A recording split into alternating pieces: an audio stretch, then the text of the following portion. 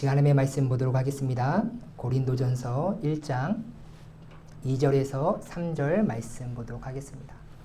다 찾으셨으면 봉독해 드리겠습니다.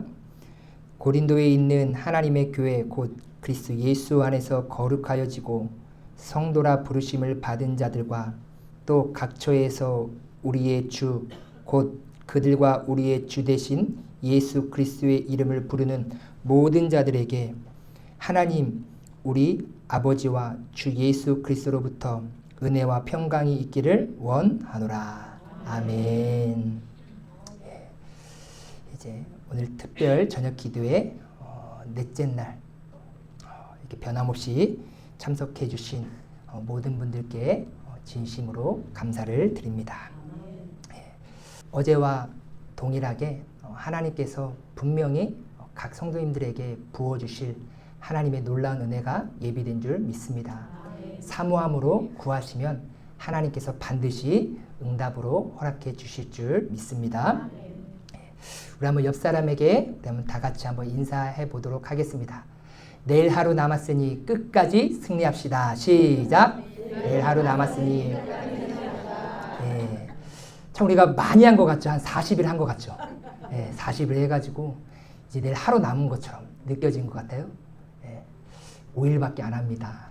근데 이제 그 5일도 참 어떤 분들에게는 힘든 여정이 될 수도 있고 또 어떤 분들에게는 짧은 여정이 될 수 있지만 사탄 마귀는 며칠이 중요한 것이 아니라 우리가 하나님 앞에 나와 은혜를 받는 것을 싫어하기 때문에 우리가 은혜 받지 못하도록 계속 방해한다라는 것이죠. 우리 한번 옆 사람에게 다시 한번 또 인사하겠습니다. 함께함이 참 기쁨입니다. 시작. 함께함이 참 기쁨입니다. 아멘. 우리 옆 사람이 이렇게 같이 함께 한다라는 것이 하나님께는 영광이고 기쁨이고 우리 성도님들에게도 참 기쁨이 되는 줄 믿습니다. 우리 이 시간 아이덴티티 정체성에서 살펴보고 있습니다. 그 첫 번째 정체성 우리 한번 다 같이 한번 읽겠습니다. 시작. 나는 창조된 피조물입니다. 아멘. 꼭 기억하시길 바랍니다. 두 번째 나의 정체성 시작. 나는 하나님의 자녀입니다. 아멘. 이것도 잊지 마시고 꼭 기억하시기 바랍니다. 세 번째 우리 한번 다 같이 읽도록 하겠습니다. 시작. 나는 새로운 피조물입니다. 아멘. 새로운 피조물이라는 것은 무엇이냐고 어저께 말씀드렸냐면 그리스도 안에 있는 것이다 라고 이렇게 말씀을 드렸고요. 그리스도 안에 있는다라는 것은 그리스도와 연합되었다. 그리스도와 하나가 되었다라고 말씀을 드렸습니다. 그래서 우리가 기독교인으로 존재하는 것도 중요할 수도 있겠지만 그보다 더 중요한 것이 그리스도와 연합된 자로 내가 존재하는 것이 더 중요하다는 거 꼭 기억하시기 바랍니다. 내가 그리스도와 연합하기 위해서는 반드시 뭐가 필요하다고 말씀드렸죠? 다 침묵하기로 이게 다 작정하시고 오셔가지고 연합하기 위해서는 자 힌트 드렸습니다. 연합하기 위해서는 그렇죠. 죽어야 돼요. 아직 가정에서 안 죽으셨나 보네. 다 살아있으시니까 죽으려 하지 않으셔. 내가 죽어야 하나가 될 수 있는 거예요. 할렐루야. 교회도요. 다 살아계셔 봐요. 그럼 다 자기 주장만 나오면요. 교회는 바로 설 수가 없어요. 다 죽은 자들이 있고 조용히 있으면 하나님의 뜻만 세워지는 교회가 될 줄 믿습니다. 교회에서도 죽으셔야 되고 가정에서도 죽으셔야 되고 직장이나 사업장에서도 다 겸손함으로 낮아지시면 반드시 여러분들의 삶을 통하여서 그리스도와 연합됨으로 하나님께 기쁨이 될 줄 믿습니다. 또한 새로운 피조물이 된다는 것은 무엇이라고 말씀드렸습니까? 이전 것이 다 지나가야 새로운 피조물이 된다라고 말씀을 드렸어요. 그러니까 우리의 옛 자아, 옛 사람, 우리의 악한 모든 것들은 예수님의 십자가로 인하여서 다 사라지고 우리는 다시금 새로운 사람으로 새로운 피조물로 변화된 줄 믿습니다. 그런 믿음을 가지고 있으셔야 돼요. 그래서 그리스도 안에서 옛사람을 다 버려진 새로운 피조물들에게 반드시 수반되어지는 그 두 가지가 있다라고 말씀을 드렸어요. 첫 번째가 나의 심령이 변화된다라는 거예요. 주의 새 영을 우리에게 부어주셔서 우리의 굳은 마음을 제거하여 주시고 부드럽게 우리의 마음을 변화시켜 주신다라고 말씀드렸죠.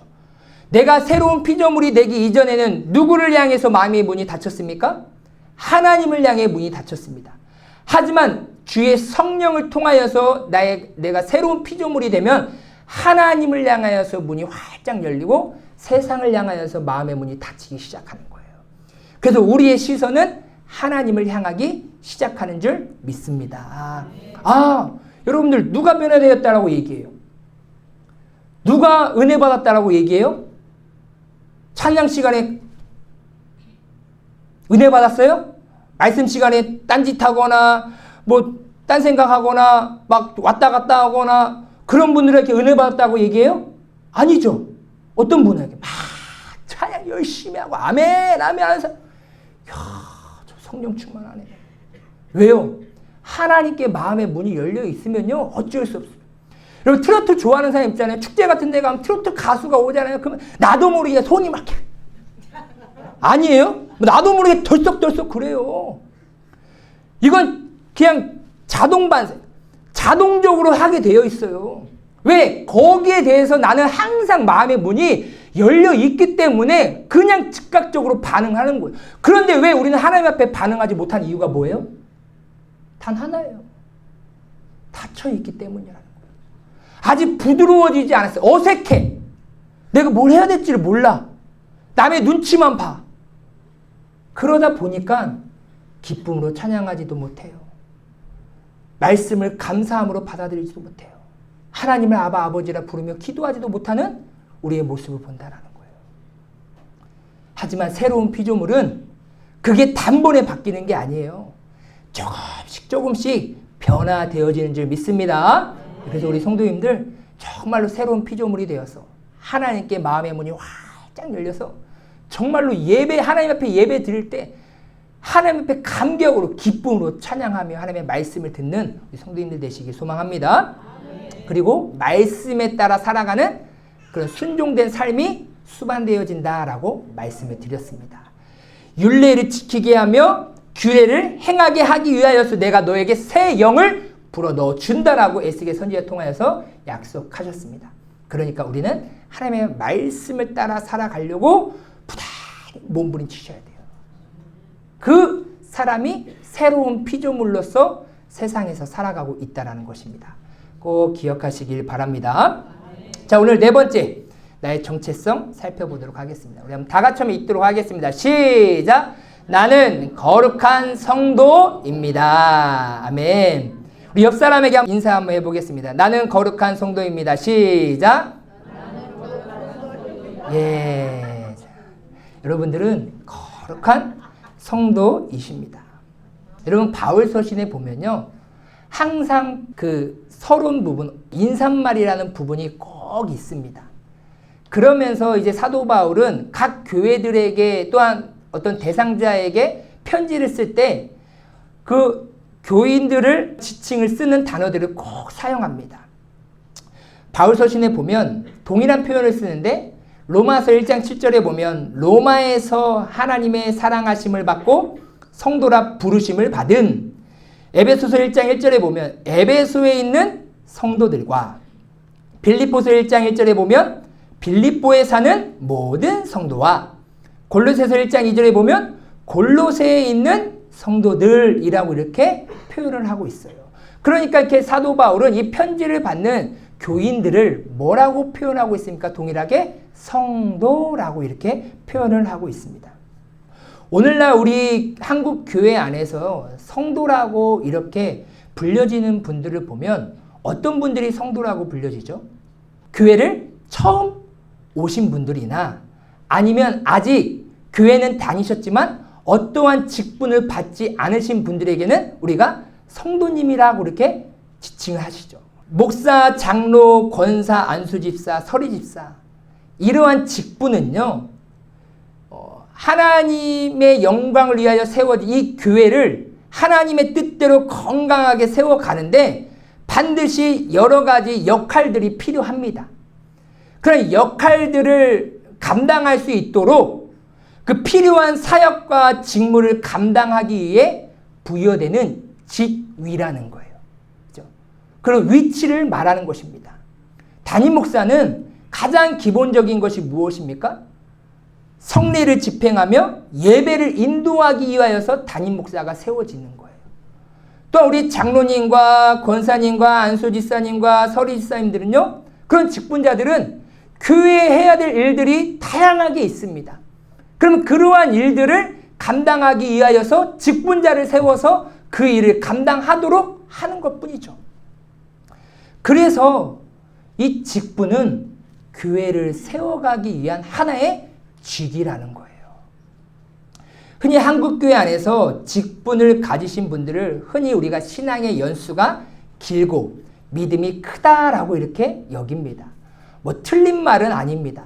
대부분 직분자들 안에서 믿음이 크고 또한 신앙의 연수가 길기 때문에 목사님이 딱 봐서 추천을 하고 우리 성도님들이 추천을 하기 때문에 직분을 받고 있는 것이죠. 또한 반대로 성도는 어찌 보면 신앙의 연수가 짧고 믿음이 작은 사람으로 여겨지는 것이 오늘날의 한국교회 현실로 이렇게 불려지는 칭호인 듯 합니다. 하지만 이러한 말이 있습니다. 내가 직분자가 되기 이전에 성도가 되라라는 말이 있어요. 직분자가 되기 이전에 뭐가 되라고요? 성도가 되라라고 얘기하고 있어요. 우리도 살아가면서 그렇잖아요. 너가 어떠한 위치에 올라가기 전에 뭐가 먼저 되라고요? 사람이 먼저 되라라는 말이 있죠. 너가 어떠한 의사가 되기 이전에 또한 선생님이 되기 이전에 간호사가 되기 이전에 너는 먼저 사람이 되라. 인격체가 되어라 라고 하는 말이 있어요. 이것처럼 우리가 어떠한 직분을 받기 이전에 과연 나는 성도로서 하나님 앞에 바로 서 있는가라는 것을 우리는 점검해 봐야 하는 것입니다. 모든 사람에게 있어서 가장 중요한 신분은 무엇인지 아십니까? 바로 성도라는 거예요. 왜요? 우리들 안에서만 목사, 장로, 권사, 안수집사, 집사죠. 하나님이 보시기에는 다 똑같은 성도인 줄 믿습니다. 우리의 기준은 하나님께 있는 거예요. 그러니까 하나님이 보시기에 나는 목사이기 전에 하나님의 성도이고 우리 권사님들은 권사님이시기 전에 하나님께 있어서 성도라는 거예요. 그러면 우리가 이 직분을 감당하기 이전에 성도의 삶을 지금 내가 갖추고 있냐라는 거예요. 나의 정체성은 거룩한 성도가 되어야 될 줄 믿습니다. 그렇다면 성경이 말하는 성도의 참 의미는 무엇일까요? 성도라는 이 단어와 가장 밀접한 단어가 있습니다. 그 단어가 무엇이냐면요. 거룩하게 하다, 거룩하게 하심이라는 단어와 되게 밀접하게 되어 있어요. 왜냐하면 이 성도라는 이 헬라어는요. 하기오스라는 단어예요. 이 하기오스에서 뭐가 파생이 되었냐? 하기아죠. 하기아스모스라는 이 단어가 파생이 되었어요. 그러니까 말 그대로 이 성도라는 것은 거룩을 의미하는 것이나 마찬가지입니다.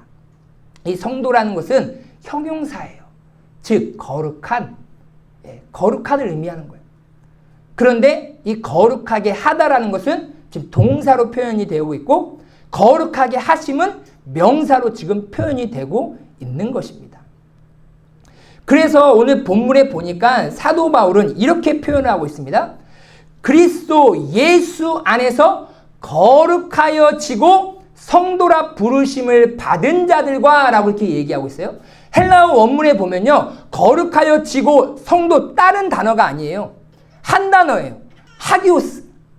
그 거룩한, 즉 거룩하여지도록 부르심을 받은 자들과 라는 것을 우리나라 말로 표현하면 무엇입니까? 바로 성도라는 거예요. 그러니까 성도는요. 무엇을 말하냐면요. 거룩하여지도록 부르심을 받은 자가 바로 성도라는 사실입니다. 그러니까 여러분 우리가 직분자이기 전에 하나님께서 우리를 성도로 부르셨습니다. 할렐루야. 그러면 우리가 뭐해지도록 우리는 몸부림을 쳐야 되는 거예요? 거룩해지도록. 이 거룩하다라는 이 동사의 기본의 뜻은요, 무엇을 의미하고 있냐면요, 구별되다라는 의미가 있어요. 그래서 거룩이라는 것은 구별하다, 분리되다라는 의미가 있습니다. 그래서 성도는 한마디로 표현하면 구별된 사람인 거예요. 왜요? 하나님의 뜻에 합당하게 거룩하게 구별된 자로서 그 거룩을 유지하며 살아가도록 부르심을 받은 자가 바로 성도라라는 사실인 것이죠. 그렇다고 하면 왜 성도는 구별이 되어야 하냐라는 거예요. 이 질문을 좀 다르게 질문하면 우리는 왜 무엇을 위하여서 구별되어야 하는가? 또한 누구를 위하여서 구별이 되어야 되는가? 라는 이 질문에 정확하게 답을 해야 하는 것이죠. 우리는 구별되기 위하여서 부르심을 받았는데 누구를 위하여서 지금 구별되냐는 거예요. 우리가 구별되는 단 하나의 목적은 하나님을 위해서인 줄 믿습니다.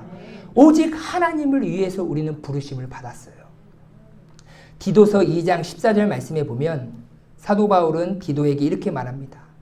그가 우리를 대신하여 자신을 주심은, 그러니까 예수님께서 우리를 대신하여 십자가에 못 박혀 죽으심은 모든 불법에서 우리를 속량하시고 우리를 깨끗하게 하사 선한 일을 열심히 하는, 즉 하나님이 기뻐하실 하나님의 영광이 되는 그 일을 열심히 하는 자기 백성이 되게 하려 하심이라 라고 이렇게 말씀하셨어요.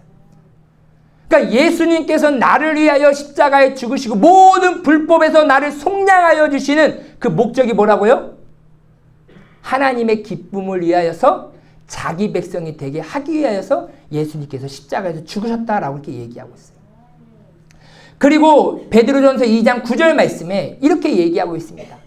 너희는 택하신 족속이요 왕같은 제사장들이요 거룩한 나라요 그의 소유된 백성이니 라고 얘기하고 있어요. 그러니까 지금 바울도 그렇고 베드로도 그렇고 성도, 즉 하나님께 구별된 자로서 부르심을 받은 자는 왜 그 자를 내가 불렀느냐? 누구의 소유 삼기 위해서요? 하나님의 소유를 삼기 위해서 불렀다라는 거예요. 그러니까 이 시대의 성도로 부르심을 받은 자는 하나님의 소유된 자임을 말하고 있다라는 것이죠. 모세도 이스라엘 백성들에게 가나안의 가증한 풍속을 따르지 말고 너희들이 하나님을 왕으로 섬기는 하나님의 백성답게 구별되게 살기를 바란다라고 하면서 이렇게 얘기합니다. 우리 한번 다 같이 한번 읽도록 하겠습니다. 시작! 너희는 나에게 거룩할지어다. 이는 나 여호와가 거룩하고 내가 또 너희를 나의 소유로 삼으려고 너희를 만민 중에서 구별하였습니다. 아멘. 거룩하래요. 하나님이 거룩하기 때문에 거룩해야 되고요. 내가 또 너희를 내 것으로 나의 소유로 삼으려고 내가 만민 중에서 너희를 구별했다. 너희를 거룩하게 내가 만들었다라고 이렇게 하나님께서 모세를 통해서 이스라엘 백성들에게 말을 하고 있는 것이죠. 그래서 우리는 하나님의 것, 하나님의 소유된 자로서 거룩하신 하나님의 뜻을 따라 구별된 삶을 살아가야 하는 것입니다.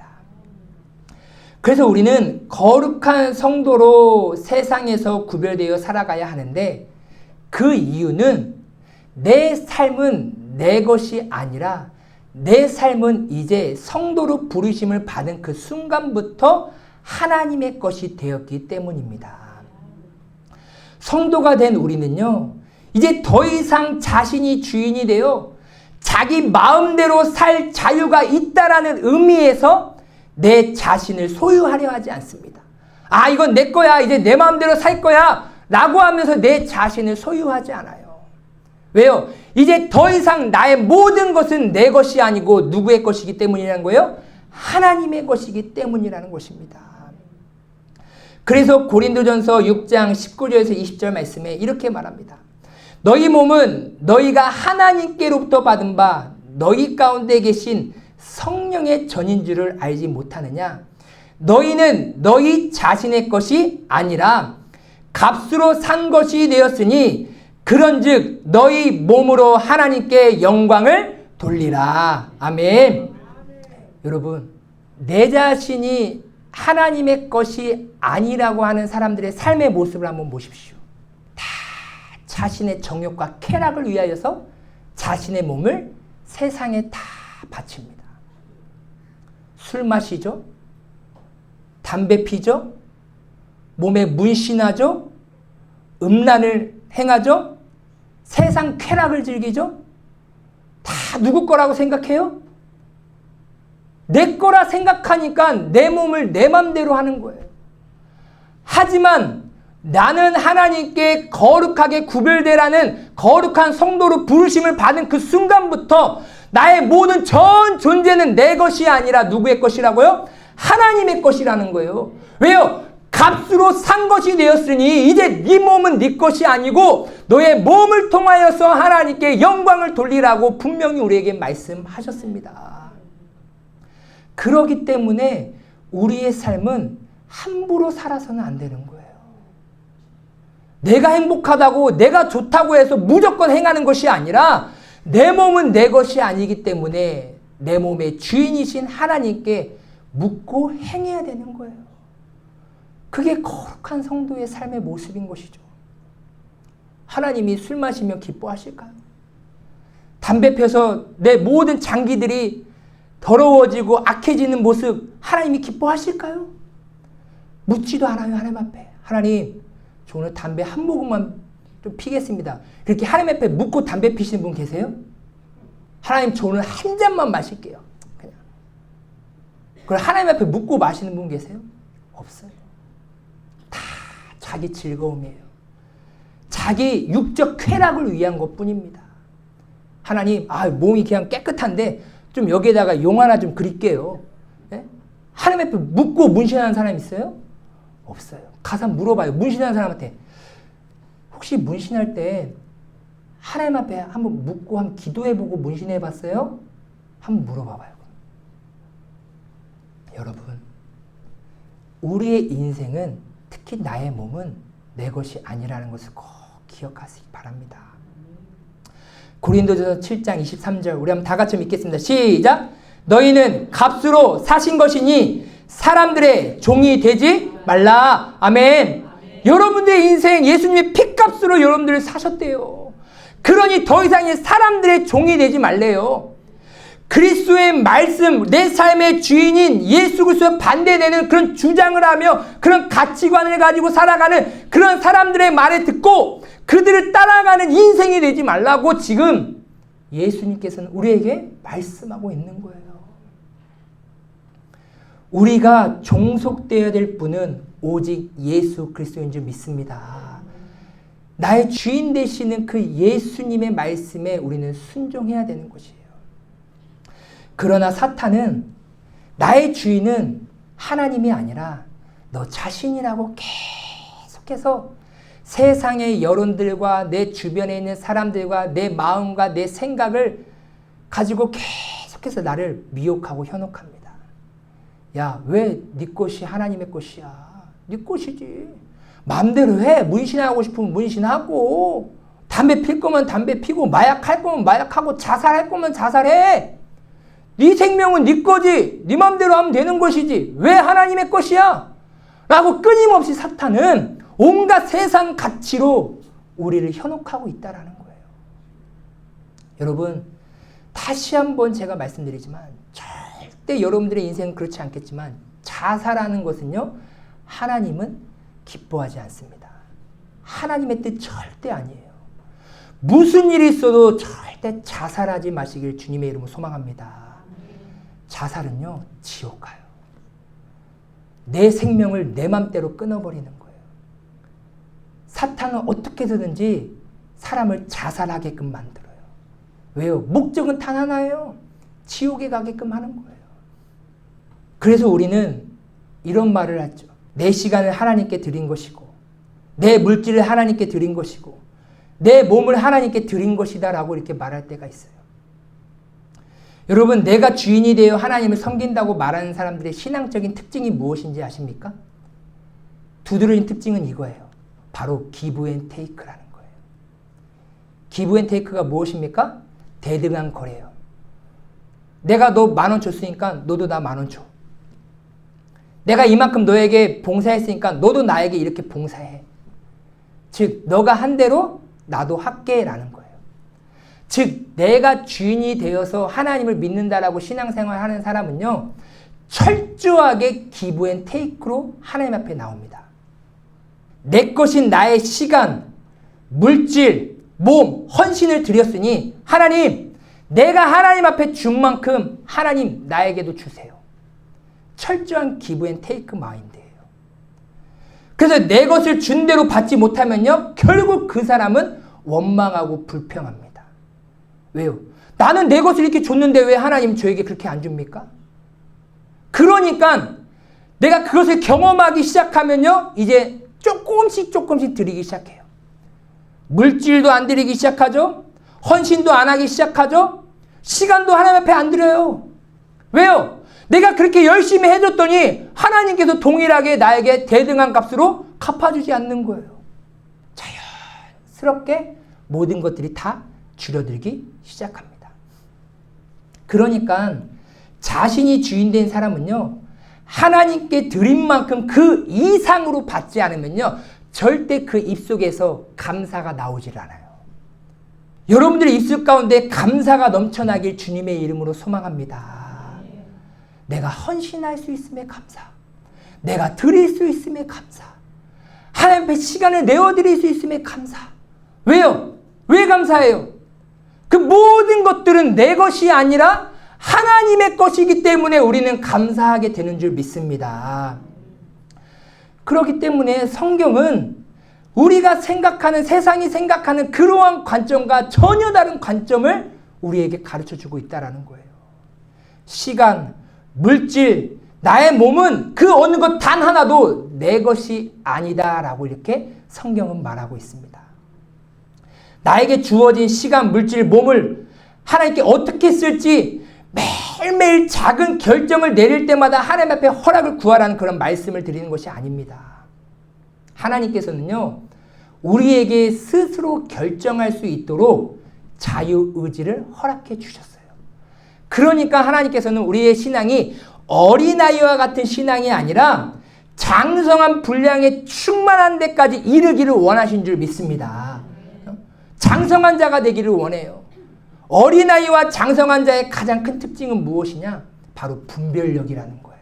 장성한 분량에 충만한 데까지 이르러야 되는데 그 이유가 무엇이냐? 어린아이가 되지 않아서 세상의 속임수와 그 유혹의 세상의 풍조에 흔들리지 않기 위하여서 너희들이 장성한 자가 되기를 바란다라고 이렇게 사도 바울은 권면하고 있잖아요. 그러니까 우리는 이 세상이 끊임없이 우리의 정체성을 흔들어 놓으려는 그러한 세상 유혹에 넘어가지 아니하도록 날마다 우리가 말씀과 기도로 나의 신앙을 키워 가셔야 되는 거예요. 우리 모두 자신의 행동과 결정이 우리의 주인이신 예수 그리스도를 기쁘시게 하는지 우리는 더 신중하게 생각하며 선택해야 한다는 거예요. 그래서 고린도전서 10장 31절 말씀에 이렇게 얘기합니다. 그런즉 너희가 먹든지 마시든지 무엇을 하든지 다 하나님의 영광을 위하여 하라라고 이렇게 얘기하고 있어요. 왜 우리가 이렇게 살아가야 됩니까? 나의 모든 것은 내 것이 아니고 하나님의 것이기 때문에 나의 모든 삶의 시선과 삶의 목적은 단 하나, 하나님의 영광에 초점이 맞춰져 있어야 한다는 것입니다. 맛있는 거 드세요? 맛있는 거 드실 때도 무엇을 위하여서요? 하나님의 영광을 위해서. 옷을 사실 때도 누구를 위하여서? 하나님의 영광을 위하여서 사셔야 돼요. 그러한 가치관이 내 머릿속에 잡혀 있을 때 늘 항상 하나님의 영광이 잊혀지지 않으면요, 내가 잘 분별하며 선택하며 살아갈 수 있게 되는 거예요. 하나님을 잊어버리니까 내 소견에 옳은 대로 선택하며 살아가기 시작하는 것이죠. 여러분 골프 선수가 있습니다. 셰플러라는 이 골프 선수가 있는데요. 이 골프 선수가 2024년 올해 4월에 이 마스터스 골프 대회에서 1등을 했습니다. 상금이 50억인데요. 가장 큰, 어찌 보면 큰 그런 대회입니다. 그런데 그 시상식에서 신앙 고백을 했어요. 어떤 고백을 했느냐? 이렇게 고백을 했어요. 저는 하나님께 골프라는 달란트를 선물로 받았고 이 달란트를 오롯이 하나님께 영광 돌리기 위해 사용하고 싶습니다. 단지 그뿐입니다. 여러분, PGA에서 미국 골프 대회에서 1등을 한다는 건 세계 1등이나 마찬가지인 거예요. 그럼 많은 사람들이 골프하는 사람들의 목적은 뭐예요? 자신의 기쁨, 자신의 영광 아니겠어요? 그런데 이 셰플러는 오롯이 하나님께 영광 돌리기 위해서 사용하고 싶습니다. 압권은 그의 우승 소감이었다. 그는 현지 언론과의 인터뷰에서 창조주 하나님과 그의 계획하심을 믿는다고 고백하면서 나를 가장 잘 정의하는 것은 나의 믿음이다. 나는 하나님께서 내가 이번 대회를 통해 최선을 다해 경쟁하고 하나님께 영광 돌리는 것을 원하셔서 나를 이 자리로 부르셨다라고 믿는다. 여러분 멋있지 않아요? 여러분 훌륭한 사람 되셔서 이러한 고백하세요. 이런 고백하라고 그 자리에 하나님께서 올려주신 거예요. 집 바꾸라고, 차 바꾸라고, 나의 옷 바꾸라고 그 자리에 올려주신 것이 아니라 하나님의 영광을 드높이라고 그 자리에 올려주신 거라니까요. 그리스도인으로서 누리는 기쁨과 평안도 언급했다. 셰플러는 내가 하나님 안에서 영원히 안전하다는 것을 아는 것은 굉장히 특별한 기분이라며 경기를 이기든 지는 상관없다. 내 정체성은 하나님 안에서 영원히 안전하기 때문이라고 간증했다. 앞서 셰플러는 2022년에도 비슷한 신앙 고백으로 우승 소감을 밝힌 적이 있다. 그는 당시 우승 후 기자회견에서 내가 골프 치는 이유는 오로지 하나님께 영광을 돌리기 위해서다. 나에게 있어서 내 정체성은 골프 스코어가 아니다. 내가 이기든 지든 변함없이 나를 사랑하시는 예수님이 계시기에 내가 하는 모든 것이 하나님께 영광을 돌리는 것이다. 그것이 내가 여기 있는 이유이며 이 위치에 있는 이유라고 단호하게 말했다. 할렐루야. 여러분 하나님은 이걸 기뻐하시는 거예요. 아, 내 자녀가 열심히 해가지고 PGA에서 1등 해가지고 50억 상금을 받았구나. 그것을 하나님이 기뻐하시는 것이 아니라 그런 위치에서 다른 사람들은 세상을 자랑하고 나를 자랑하고 사람을 자랑할 때 자신의 정체성이 거룩한 성도임을 깨닫고 내가 이 자리에 올라올 수 있는 것, 내가 이 자리에 있는 위치는 오직 하나님의 영광을 위해서라고 고백하는 이 모습을 하나님께서 듣고 싶어 하셨다는 거예요. 여러분, 나를 위한 삶이 아닌 나의 주인 되신 하나님의 영광에 우리의 모든 시각과 관심을 맞춰야 될 줄 믿습니다. 여러분 그렇다고 하면 우리가 성도의 삶을 살도록 무엇인가 동기부여가 계속 있어야 되지 않겠습니까? 뭔가 원동력이 있어야 되지 않겠어요? 계속 힘을 불어넣어줘야 되잖아요. 그것은 하나님께서 그리스도 안에서 우리를 향하신 그 하나님의 사랑과 그 감사의 그 은혜를 깨달을 때 우리는 날마다 성도의 삶으로서 거룩하게 하나님의 영광을 위해서 살게 되는 줄 믿습니다. 여러분, 사람은요, 대부분 받은 은혜의 크기만큼 행동하게 되어 있습니다. 뭐만큼이요? 받은 은혜의 크기만큼만 행동해요. 더 이상도 할 수 없습니다. 여러분, 예수님께서 이제 어떤 한 바리새인이 예수님과 함께 식사하고 싶어서 식사를 초청합니다. 그래서 그 바리새인 집에 예수님이 식사 자리에 딱 앉으셨어요. 근데 어떤 밖에서 한 죄를 지은 한 여인이 예수님께서 바리새인 집에서 식사하고 있는 모습을 딱 발견하게 됩니다. 그리고 가서 그 바리새인 집에 어떻게 들어갔는지 성경은 기록하고 있진 않지만 바리새인 집에 들어가가지고 막 눈물을 흘리기 시작합니다. 그러면 자신의 눈물을 가지고 예수님의 발을 다 적시기 시작해요. 그리고 자신의 긴 머리카락을 가지고 예수님의 발을 막 닦기 시작합니다. 그리고 향유를 담은 그 옥합을 가지고 와가지고 예수님 그 발에 부어요. 그러자 그 바리새인 마음속에서 이런 마음을 먹습니다. 분명히 내 앞에 계신 예수님이 선지자라고 하면 지금 이렇게 행동하는 이 여인이 죄인일 것을 알 것인데 라는 그냥 속으로 생각을 하고 있었어요. 그렇게 생각하고 있을 때 예수님께서 바리새인에게 이렇게 비유를 들면서 질문을 합니다. 어떠한 사람에게 빚을 진 두 사람이 있습니다. 한 사람은 500데나리온을 빚을 지었습니다. 쉽게 표현하면 우리나라 표현하면 500만 원을 지었다라고 생각하세요. 또 한 사람은 50데나리온을 빚을 지었습니다. 50데나리온은 50만 원이라고 쉽게 생각하세요. 계산하기 쉽게. 그런데 둘 다 갚을 수 없는 상황이 되었어요. 50만 원도 못 갚고 500만 원도 못 갚는 그런 상황이 되었습니다. 그래서 어쩔 수 없이 그 모든 그 빚을 다 탕감해 줘버렸어요. 자, 그러면서 예수님께서 그 바리새인에게 이렇게 질문합니다. 그럼 둘 중에 누가 빚을 탕감해 준 사람을 더 사랑하겠느냐라고 이렇게 질문해요. 여러분, 누가 더 빚을 탕감해 준 그 사람을 사랑하겠습니까? 500만 원을 탕감받은 사람이 더 사랑하겠습니까? 50만 원을 탕감받은 사람이 더 사랑하겠습니까? 500만 원이겠죠. 이렇게 얘기해요. 많이 탕감받은 사람이 더 사랑하겠죠? 라고 얘기해요. 그래, 너 대답이 옳다. 너 생각이 맞다라고 얘기해요. 그러면서 지금 눈물을 흘리면서 그 비싼 향유 옥합을 깨뜨려 예수님의 발을 닦고 있는 그 이 죄인 여자를 바라보시면서 바리새인 시몬에게 이렇게 얘기합니다. 이 여자는 내가 너의 집에 들어와서 내 발을 씻겨주고 또한 머리로 이렇게 다 닦아주고 향유를 다 부었다. 근데 너는 내가 너의 집에 들어갈 때 너 나 발 씻을 물도 주지 않았느냐. 그리고 너는 나에게 감람유도 머리에 붓지도 않았다. 그런데 이 여자는 귀한 향유를 내 발에 부었다. 그러면서 예수님께서 하신 말씀이 이 말씀이에요. 우리 한번 다 같이 읽도록 하겠습니다.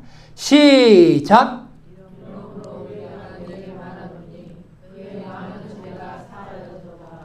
이는 그의 사랑함이 많음이라. 사함을 받은 일이 적은 자는 적게 사랑하느니라. 아멘. 예수님은 분명히 말씀하셨습니다.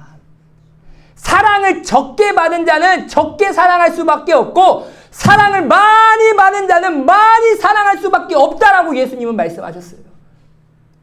여러분, 하나님께 받은 그 사랑의 크기는 얼마이십니까? 하나님께서 여러분들에게 부여해 주신 그 사랑의 크기가 얼마예요? 그래서 우리는 성도의 삶을 살기 위하여서 각자에게 내 자신에게 질문을 하셔야 돼요. 나는 하나님께 얼마나 많은 용서의 사랑을 받았는가? 그 크기를 여러분들 아셔야 돼요. 내가 10,000원어치 용서를 받았는지 아니면 내가 셀 수 없는 그 크기의 용서를 받았는지 여러분들 스스로 여러분들이 믿음으로 고백하셔야 된다니까요. 하나님을 향한 사랑의 크기가 만큼 여러분들 하나님 사랑하게 되어 있습니다. 여러분, 지금 내가 하나님께 하는 행동 딱 그만큼만 내가 지금 하나님을 사랑하고 있다라고 여기시면 돼요. 이해되셨어요? 지금 내가 하나님께 하는 행동 딱 그만큼만 하나님을 내가 사랑하고 있구나. 여러분 한번 생각해 보세요. 여러분들이 사업을 하시는데 나에게 엄청나게 큰 유익을 줄 그런 고객이 딱 나타났어요. 그럼 여러분 어떻게 행동하실 거예요? 막 그냥 누스름하게 추리닝 입고 가실 분 계셔요? 머리도 안 감고 막 화장도 안 하고 그냥 가실 분 계세요? 말투도 그냥 딱 오셨는데 왔어요? 왜 오셨어요?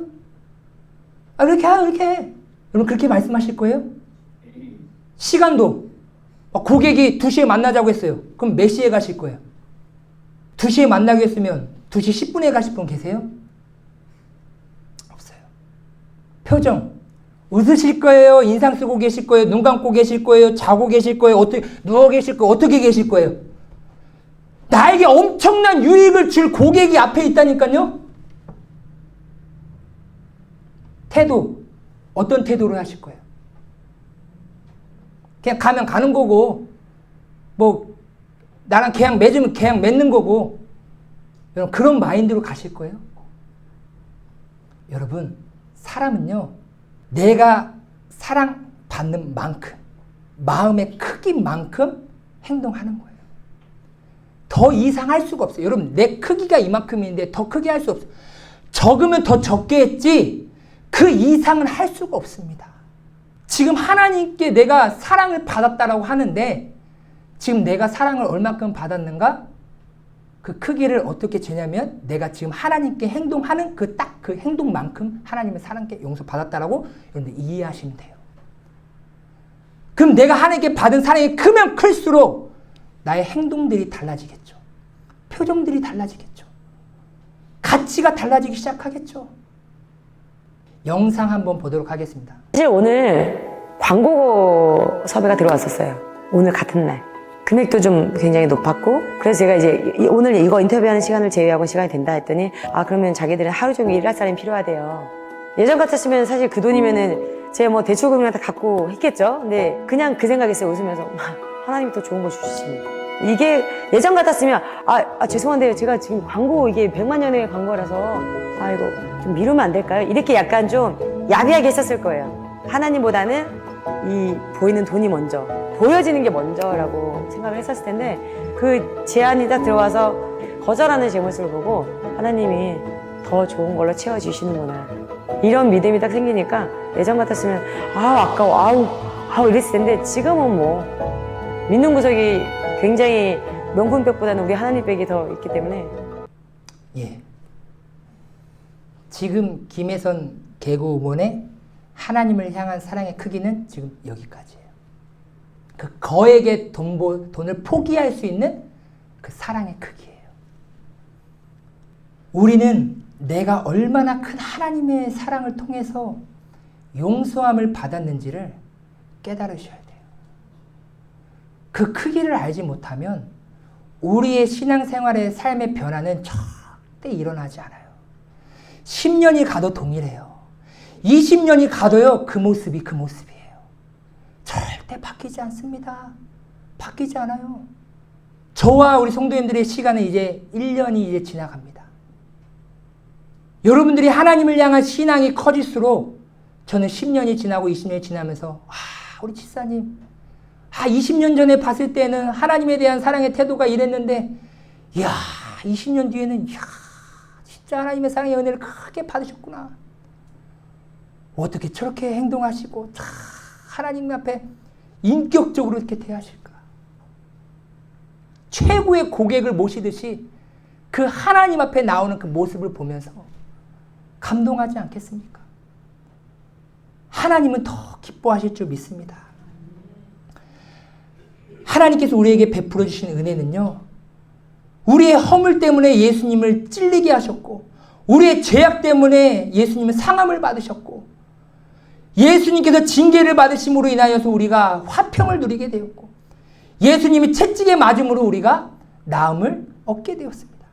우리의 모든 죄악을 다 예수님께 담당시키셨기 때문에 오늘도 우리가 성도로서, 하나님의 자녀로서, 새로운 피조물로서 오늘 이 시간 하나님께 나오게 됨을 믿으시길 바랍니다. 이 사랑의 크기를 여러분들 믿음으로 받아들이셔야 돼요. 이 사랑의 크기가 회복이 되셔야 돼요. 그래야 그 어떠한 직분자를 떠나서 하나님이 인정할 거룩한 성도로의 삶을 진실하게 살아갈 수 있다는 것입니다. 성도는 하나님의 영광을 위해 구별되는 거룩한 삶을 살아가야 합니다. 성도답게 살아가는 원동력은 하나님을 향한 사랑입니다.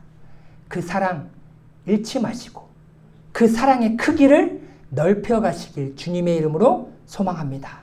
나는 지금 바리새인인지 아니면 죄를 지은 여인의 모습으로 예수님 앞에 다가가고 있는지 점검해 보시면서 다시금 하나님께서 나를 부르신 그 구별된 자의 모습으로서 거룩한 성도로서 살아가시는 귀한 성도님들 되시길 주님의 이름으로 소망합니다.